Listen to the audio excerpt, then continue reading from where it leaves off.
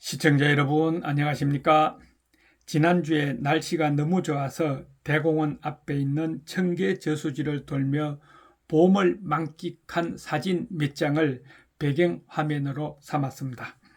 오늘은 2023년 4월 9일 일요일 아침 리더십TV 186번째 시간을 열겠습니다. 오늘 주제는 독선주의가 어떤 것이며 또 왜 탈독선주의가 필요한 시기인지 사례를 통해 공유해 보겠습니다. 일제 때 지사인 이상재 선생이 기독 청년의 총무로 있을 때 큰 병을 앓고 집에 누워 있었던 적이 있었습니다. 병상의 이상재 선생은 청년회의 일이 어찌나 걱정이 됐던지 누워 있으면서도 항상 자신의 부재로 일이 밀리지나 않나, 또 자신의 부재로 구성원들 간의 인간관계가 어긋나지나 않나 하는 걱정으로 잠시도 마음을 놓지 못했다고 합니다.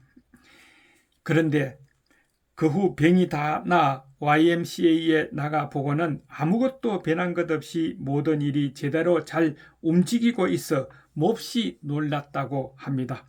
그리고 자신이 느낀 것은 세상에는 내가 없어도 제대로 움직이는구나 하는 생각이 들어 마음이 홀가분해진 반면에, 또 하나는 내가 없어도 세상이 움직이는구나 하고 생각하니 세상으로부터 버림받은 것 같은 쓸쓸한 기분에 사로잡히기도 했다고 그 기분을 솔직하게 써놓았다고 합니다. 한국적 리더십에서 공통된 요인으로는 나 없이는 하는 의식을 들 수 있습니다. 이를테면 나 없이는 회사가 잘 움직이지 않는다. 나 없으면 그만한 실적을 올리지 못한다. 나 없이는 어떤 것도 잘 안 될 것이다 하는 등 직장이나 단체에서 또는 어느 조직에서든 자신의 역할을 실제보다 과중하게 여기는 경향이 있어 꼴불견인 구성원도 있습니다. 이런 나 없이는 하는 의식은 일에 열중하는 그런 중독증에서 비롯되기도 하지만 대체로 자기를 중심으로 하여 모든 것을 생각하는 자기중심 정세에서 비롯되고 있다는 것입니다.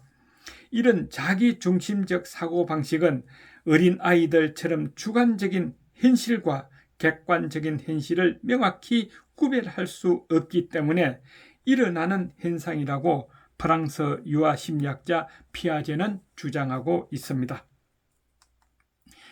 특히 한국 사람들이 늙도록 어머니의 모성 원리에 응성을 부리듯이 이런 자기중심 성향도 늙도록 유지되어 나 없이는 하는 의식을 오래 갖게 되고 심지어는 나 없으면 일이 잘 안 되기를 바라기까지 합니다. 현재 이 사람이 누구일까요? 이 사람 때문에 그가 속한 조직이 골머리를 앓고 있기도 할 것입니다. 이런 유아 심리로부터의 탈피 없이는 바람직한 리더십을 발할 수도 없고 발휘할 수도 없습니다. 그것은 거느릴 사람들을 객관적으로 평가해서 다스리는 통괄력을 저해하기 때문입니다. 또한 이런 자기중심 정신은 집단의 조화나 협동의 방해나 불화 요소가 되어 집단 행동을 무력하게 하는 큰 요인이 되고 있기도 합니다. 한국 사람 셋만 모이면 배가 산으로 올라간다느니, 단결심이 약하다느니, 모이면 남의 헌담만 한다느니 하는 것은 결속력이 약하기 때문인데, 이런 것이 곧잘 약점으로 거론되고 있는 것도 내가 없으면 일이 잘 안 되기를 바라는 독선 때문에 그렇습니다. 그래서 특히 지도자는 이 같은 독선주의를 버려야 하지만 아랫사람의 자기 중심적 독선주의를 인정해 주는 아량도 필요하다는 것이죠. 곧 어느 집단에서 보잘것없는 지위에 있는 사람의 의견일지라도 그것을 인정해 줌으로써 그 사람으로 하여금 집단 속의 역할, 의식을 충족시키고 집단에 활력을 줄 수 있다 하는 것입니다. 물론 그 의견의 채택 여부는 별개 문제입니다. 하지만 그의 의견이 타당성이 없다 하여 묵살해 버리면 그 결과가 어떻게 될까요? 첫째는 자신의 의견이 채택되지 않았다는 것이 문제가 된다기보다 그 사람의 자기 중심적 의식에 상처를 주는 것이 문제가 됩니다. 그렇게 되면 어떻게 될까요? 어떤 행상이 일어날까요? 그 사람은 감정적인 차원에서 사사건건 비협조적으로 나오게 마련입니다. 그래서 채택 여부 이전에 진지하게 받아들여 인정해 준다는 것은 한국적인 감성 리더십에 매우 중요한 요인이 되는 것입니다. 한 사례를 보겠습니다. 황희 정성이 두 종이 다툰 끝에 상전인 정성을 찾아가 시비를 가려달라고 했다는 이야기입니다. 한 종이 울면서 하소연하자 정성은 그래 내 말이 옳구나 했습니다. 이에 다른 종이 억울하다고 하소연하자 정성은 그래 듣고 보니 내 말도 옳구나 합니다.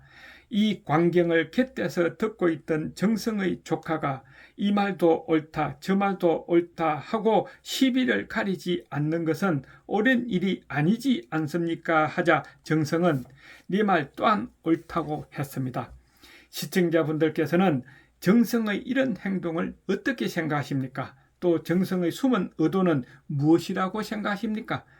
이는 정성의 줏대없는 판단이고 행동이 아니라는 것을 깨달아야 합니다. 바로 정성의 숨은 의도는 공적인 일에는 날카로워도 사적인 일에는 너그러움의 품도가 배어 나오는 한국적 감성 리더십을 그렇게 나타낸 것이라 할 수 있겠습니다.